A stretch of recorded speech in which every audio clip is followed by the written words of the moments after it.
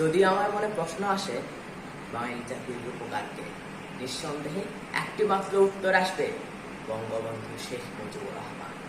হ্যাঁ, ইনি আমার ভালোবাসা, একটি লাল সবুজের মানচিত্র, একটি বাংলাদেশ।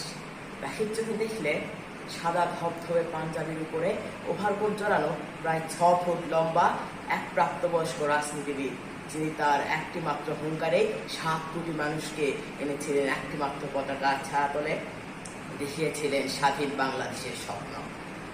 বাঙালির চোখের তিমিরকে হনন করে আরও একবার সার্থক প্রকাশ করেছিলেন জীবনানন্দ দাশকে।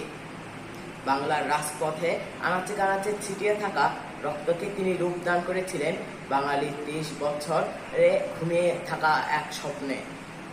বঙ্গবন্ধুকে নিয়ে বলতে গেলে আমাকে হতে হবে কবি, লিখতে হবে একটি মহাকাব্য, কারণ রাজনীতির কবিকে তো আর কখনো কবিতা ছাড়া প্রকাশ করা যায় না।